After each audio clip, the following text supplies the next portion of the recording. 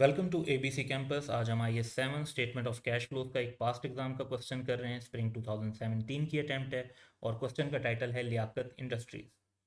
तो क्वेश्चन का डाटा है कि the statement of financial position of Liaquat industries as at 31 December 2016 is as follows. So हमें equity और लाइबिलिटीज़ की साइड पर ऑनर का capital, long term loan, short term loan, accounts payable, accrued interest, ये items नज़र आ रहे हैं जो कि टिपिकल आइटम्स हैं। और एसेट साइड पर free hold land, building, vehicle, equipment और कैपिटल वर्क इन प्रोग्रेस, यानी प्रॉपर्टी प्लांट इक्विपमेंट पे काफ़ी ज़्यादा फोकस है। और जो लैंड ऑब्वियसली क्योंकि डेप्रिशिएट नहीं होती तो रिटर्न डाउन वैल्यू का इशू नहीं है, बट जो बाकी सारे आइटम हैं उनके अंदर हमें रिटर्न डाउन वैल्यू गिवन है। लॉन्ग टर्म डिपॉजिट्स भी हैं नॉन करंट एसेट्स में, और करंट एसेट टिपिकल हैं कि इन्वेंट्री, रिसीवेबल और कैश। मजीद डाटा क्या है? The following information has been extracted from income statement, जिसमें हमें depreciation, finance cost, gain on sale of fixed asset net, यानी गेन और लॉस का नेट है ये, और net profit before tax given है। उसके बाद एडिशनल फॉर्मेशन गिवन है। इट मीन्स के हमारे पास जो डाटा है उससे सिर्फ इनडायरेक्ट मेथड पे ही स्टेटमेंट ऑफ कैश फ्लो बनाई जा सकती है। तो मजीद डाटा है कि जी details of gain on sale of fixed asset are as follows. तो ये जो अमाउंट है इसका ब्रेकअप गिवन है।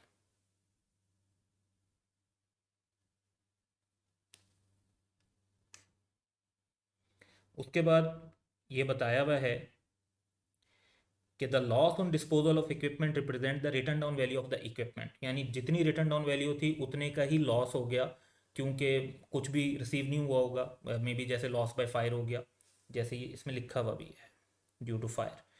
The amount of insurance claim received amounting to rupees 30,000 was erroneously credited to accumulated depreciation। तो सही ट्रीटमेंट तो ये होती है कि जब इंश्योरेंस क्लेम आपको मिल गया था जितनी अमाउंट का, उतने से आप अपने लॉस को कम कर देते, लेकिन गलती ये की कि उसको एक्यूमुलेटेड डेप्रिसिएशन को क्रेडिट कर दिया। और क्योंकि हमें एसेट रिटर्न डाउन वैल्यू पे दिए हुए, तो एक किस्म का आप ये समझ लें कि एसेट्स को क्रेडिट कर दिया। सेकेंड पॉइंट ये है कि repairs to building amounting to rupees 50,000 was erroneously debited to building account on 31 December 2016, बिल्कुल ईयर एंड पर, यानी इसका डेप्रिसिएशन के ऊपर इस एरर का इम्पैक्ट नहीं पड़ेगा। फिर है transfer from capital work in progress to building amounted to 1.2 million, the owner withdrew rupees 150,000 पर मंथ। तो दो एरर भी हैं जिनको हमने डाटा के साथ कंसीडर करते हुए चलना है। और उसके बाद क्वेश्चन की रिक्वायरमेंट है कि prepare statement of cash flows for the year ended 31 December 2016 in accordance with IS 7 using indirect method. तो इसके सोल्यूशन की तरफ चलते हैं।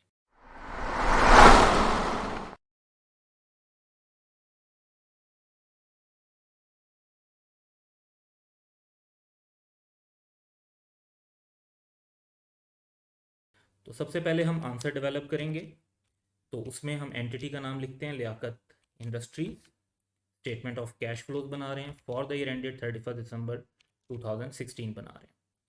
तो वेरी फर्स्ट आइटम जो हमारा होगा वो cash flow from operating activities होगा। और इसमें जो हमें फर्स्ट फिगर चाहिए वो चाहिए कैश जनरेटेड फ्रॉम ऑपरेशंस की। उसके लिए हम एक नोट डेवलप कर लेंगे।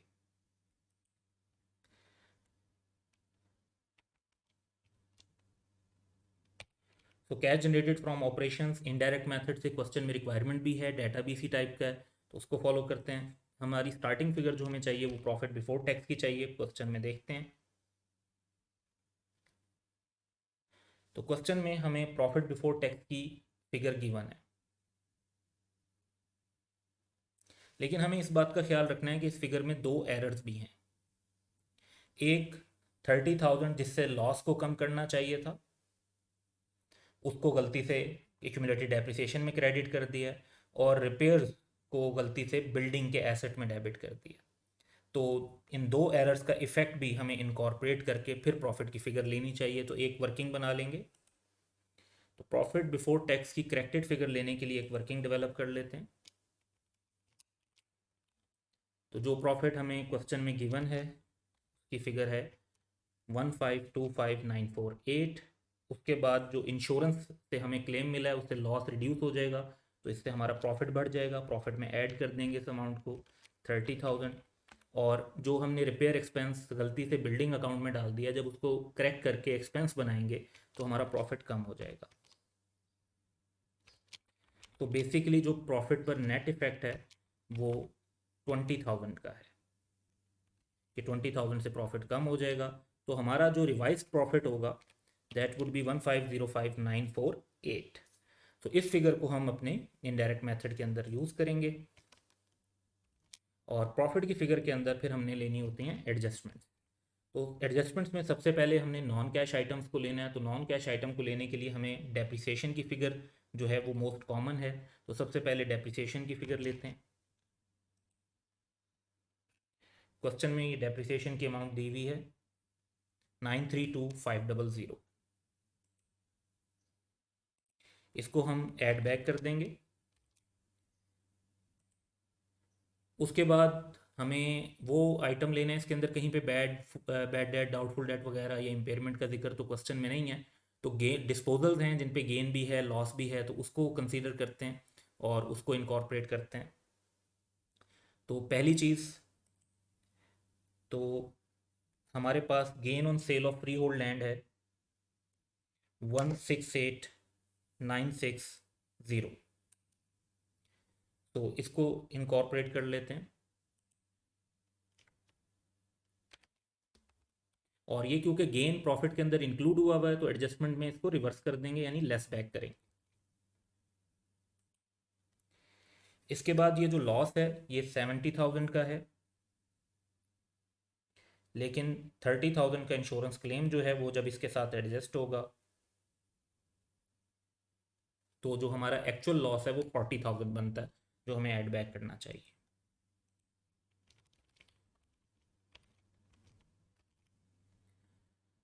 इसके बाद और कोई आइटम ऐसा क्वेश्चन में नहीं है जिसको हम एडजस्ट कर सकें, क्योंकि transfer from capital work in progress जो दिया हुआ है वो नॉन करंट एसेट से रिलेट करता है, और ड्राइंग्स जो हैं वो फाइनेंसिंग में आ जाएंगी। सो नेक्स्ट हमें फाइनेंस कॉस्ट को ऐड बैक करना चाहिए ताकि उसका सेपरेट डिस्क्लोजर दे सकें। 141872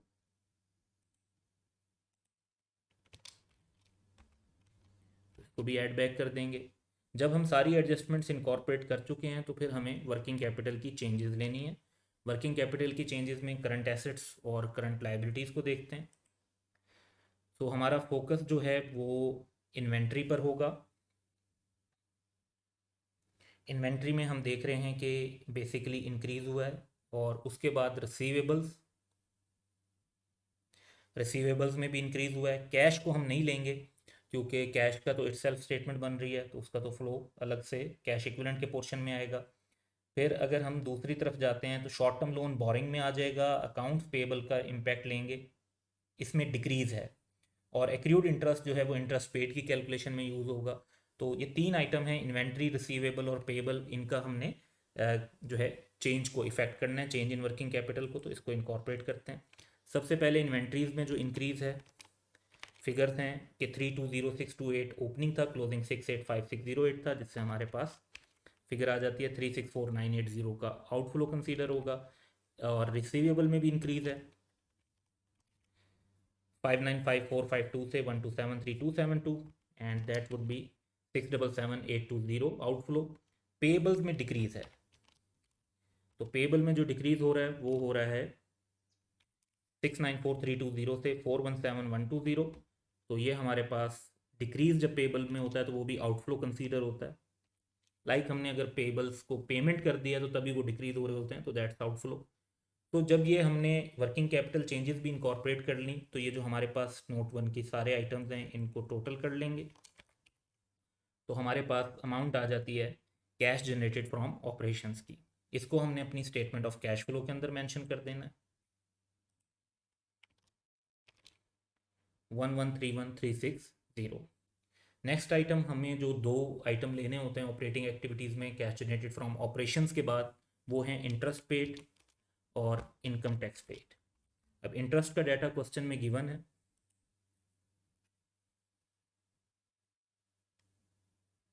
जो प्रॉफिट और लॉस में अमाउंट चार्ज हुई है वो भी गिवन है।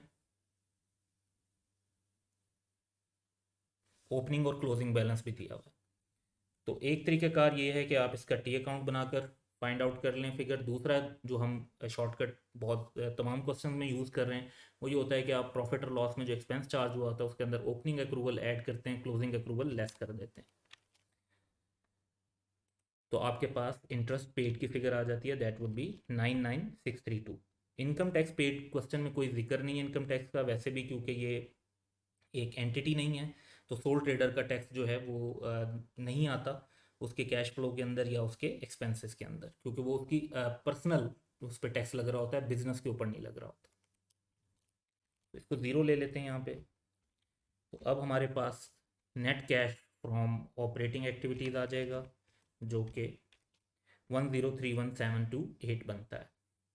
नेक्स्ट हमें cash flow from investing activities लेना है, और इसमें हमारा फोकस नॉन करंट एसेट्स और अगर कोई शॉर्ट टर्म इन्वेस्टमेंट जो कि नहीं है उन पर होता, लेकिन हमारा जो मेन फोकस है वो अब सिर्फ नॉन करंट एसेट्स पर होगा। तो नॉन करंट एसेट्स को देखते हैं कि उसमें क्या क्या डाटा अवेलेबल है। एक तो ऑब्वियसली ये सारे ओपनिंग और क्लोजिंग बैलेंसेस हम अपने सामने रखेंगे अभी वर्किंग्स बनाते हुए।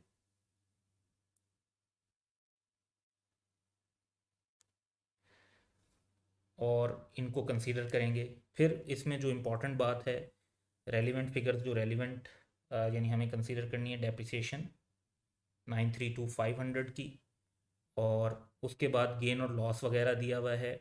और फिर ये जो एरर्स हैं ये भी जो है बेसिकली प्रॉपर्टी प्लांट इक्विपमेंट के आइटम से रिलेटेड है, कि ये चीज़ एसेट्स में क्रेडिट हो गई थी 30,000 और 50,000 गलती से डेबिट हो गए थे बिल्डिंग में।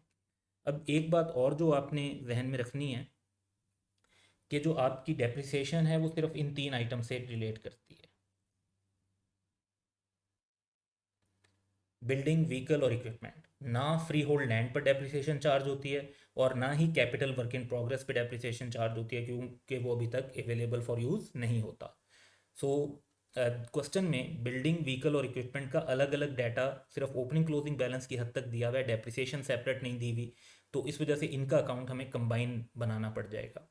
बाकी लैंड और कैपिटल वर्क इन प्रोग्रेस उनको हम सेपरेटली कंसीडर कर सकते हैं, तो उसको जो ओपनिंग और क्लोजिंग बैलेंसेस हैं उनको इनकॉर्पोरेट करते हैं, और उसके बाद देखते हैं कि हमें इनसे क्या क्या फिगर फाइंड आउट हो रही है। तो सबसे पहले टी अकाउंट बना लेते हैं लैंड का। फिर हम क्योंकि डेप्रिसिएशन कंबाइन दी हुई है बिल्डिंग, व्हीकल और इक्विपमेंट की, तो उसका टी अकाउंट बना लेते हैं, और एक T account capital work in progress का बना लेते हैं। लैंड का ओपनिंग बैलेंस हमें दिया हुआ है 6.6 मिलियन। फिर बिल्डिंग का दिया हुआ है 4171200। व्हीकल का दिया हुआ है 800,000, और इक्विपमेंट का दिया हुआ है 2,112,000। कैपिटल वर्क इन प्रोग्रेस का ओपनिंग दिया हुआ है 1,821,600। तो सारे जब हमने ओपनिंग बैलेंसेज इनकॉर्पोरेट कर लिए, तो नेक्स्ट अब हम क्लोजिंग बैलेंसेज इनकॉर्पोरेट कर लेते हैं। तो लैंड का क्लोजिंग बैलेंस गिवन है 4,778,400। अच्छा, अब इसमें जो बिल्डिंग का गिवन है हमें, उसमें थोड़ी सी एक एरर भी है, तो उसकी एडजस्टमेंट भी करनी पड़ेगी। तो बिल्डिंग का देखते हैं कि बैलेंस जो गिवन है वो है 50,57,600, लेकिन इसके अंदर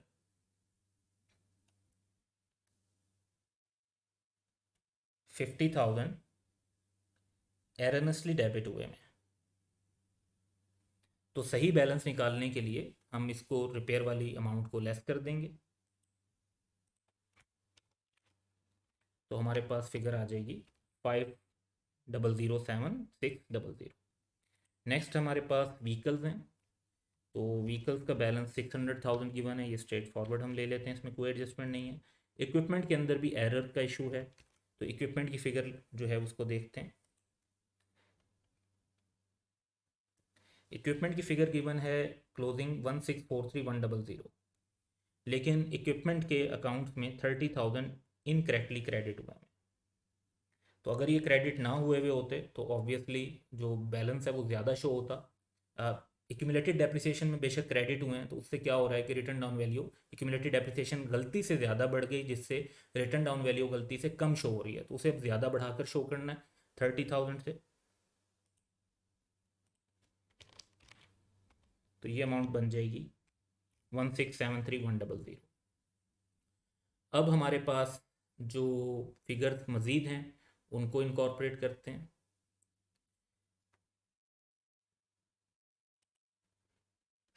तो one item is depreciation 932500।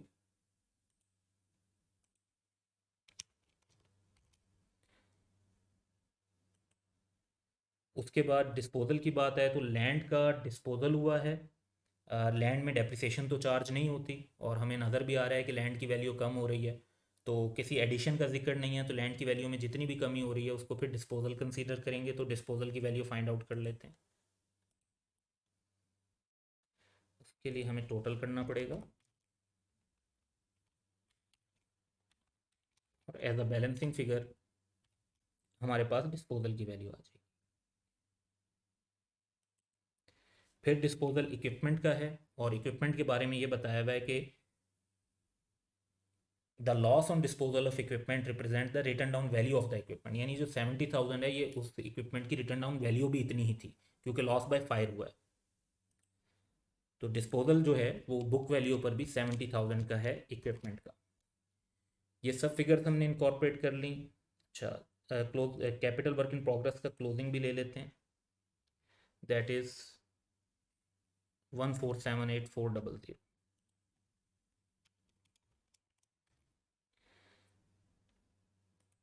Further question में हमें एक आइटम ये बताया हुआ है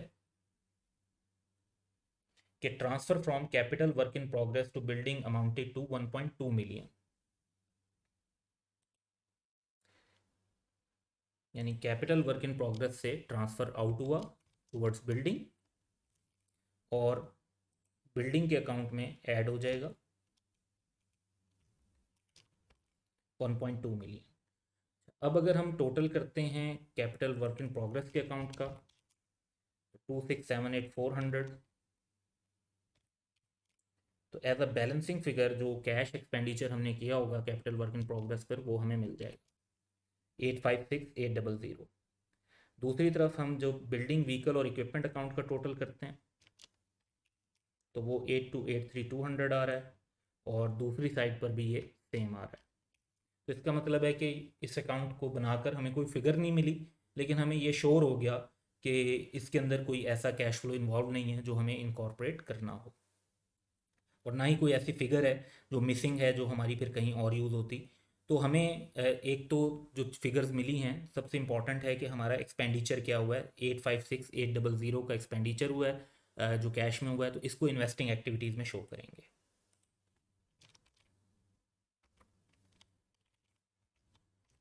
856800। नेक्स्ट हमें लैंड का डिस्पोजल है, तो लैंड के डिस्पोजल में गेन हमें यहाँ बताया हुआ है 168,960 और बुक वैल्यू हमारे पास वर्किंग टू में कैलकुलेट हुई है।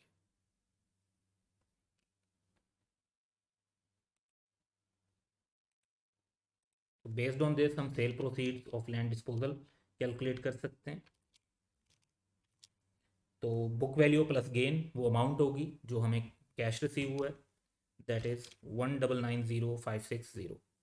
इसी तरीके से हमें इंश्योरेंस क्लेम रिसीव हुआ है इक्विपमेंट के लॉस पर जो कि क्वेश्चन में बताया हुआ है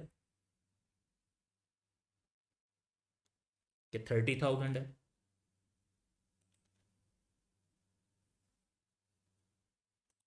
ये भी एक इनफ्लो के तौर पर शो करेंगे। और अब नॉन करंट एसेट्स में बाकी अगर कोई आइटम देखते हैं तो एक लॉन्ग टर्म डिपॉजिट्स हैं, इनमें इंक्रीज आ रहा है तो ये भी एक आउटफ्लो होगा।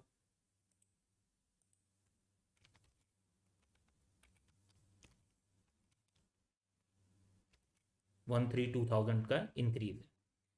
तो नॉन करंट एसेट्स को हमने ऑल टुगेदर फुली कवर कर लिया है, तो हमारी cash flow from investing activities complete हो गई हैं और इसका टोटल बनता है 1031760 इनफ्लो, क्योंकि हमारे जो डिस्पोजल की वैल्यू हैं वो ज़्यादा हैं और कैश एक्सपेंडिचर्स कम है। नेक्स्ट हमें जो है ये हमारा cash used cash from investing activity आ गया। नेक्स्ट हमें cash flow from financing activity banana.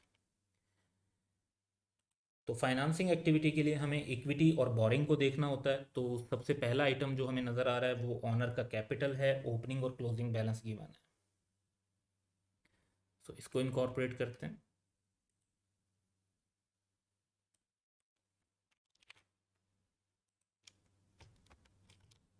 Opening balance and closing balance. अब क्लोजिंग बैलेंस में ये इशू है कि जिस तरह हमने कैलकुलेट किया था कि प्रॉफिट में 20,000 की कमी होनी है, तो ऑनर के कैपिटल में प्रॉफिट ऐड हुआ होता है। तो जब आप अब क्लोजिंग बैलेंस है वो भी 20,000 से ज़्यादा हुआ है, तो उसको कम करके शो हमें करना चाहिए अगर हम प्रॉपर एडजस्टमेंट शो करते हैं। तो दैट वुड बी 13918,060। प्रॉफिट की भी हमें करेक्टेड फिगर लेनी चाहिए, तो ये हमने कैलकुलेट की थी 1505948। ये वैल्यू ले लेंगे हम वर्किंग वन से। इसके बाद क्वेश्चन में हमें ड्राइंग्स दी हुई हैं, तो ड्राइंग्स को हम आउटफ्लो के तौर पे भी रिकॉर्ड करेंगे, और जो टी अकाउंट हम बना रहे हैं तो कैपिटल अकाउंट के अंदर भी इनका इफेक्ट आता है, तो वहाँ पे भी हम इसे लिख लेते हैं। तो 150,000 है पर मंथ, तो 12 से मल्टीप्लाई कर देते हैं, that would B 1.8 million. So based on this हम अगर टोटल करते हैं 15718,060, क्रेडिट साइड टोटल ज़्यादा आ रहा है, तो एज अ बैलेंसिंग फिगर हमें वो अमाउंट पता चल जाएगी जो कैश ऑनर ने मज़ीद इन्वेस्ट किया है बिजनेस में, 546,832। तो कैपिटल इन्वेस्टेड बाय ऑनर हम वर्किंग 5 की बेस पर इनफ्लो लिखेंगे 546,832। इसके बाद हमने अभी ड्राइंग्स भी इनकॉर्पोरेट कर लेते हैं, वो हमारा आउटफ्लो है 12 मंथ्स के हिसाब से 1.8 मिलियन। और अब लोन्स को देख लेते हैं। लॉन्ग टर्म लोन के अंदर तो कोई चेंज नहीं आ रहा, ये सेम है। जो शॉर्ट टर्म लोन है, क्योंकि बोरिंग्स चाहे शॉर्ट टर्म हो चाहे लॉन्ग टर्म हो वो फाइनेंसिंग में कवर होती हैं, तो जो शॉर्ट टर्म लोन है उसमें डिक्रीज़ है 200,000 का। तो इसको, इसका मतलब है कि इसकी रीपेमेंट हो गई है, तो इसको रिकॉर्ड कर लेंगे।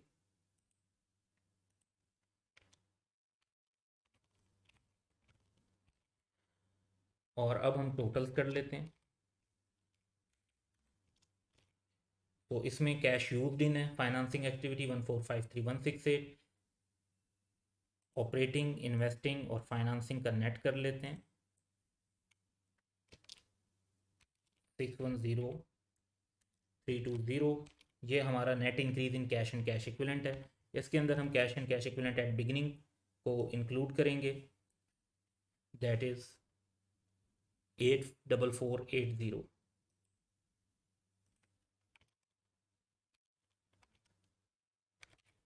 तो हमारे पास टोटल 694,800 आता है, दैट शुड बी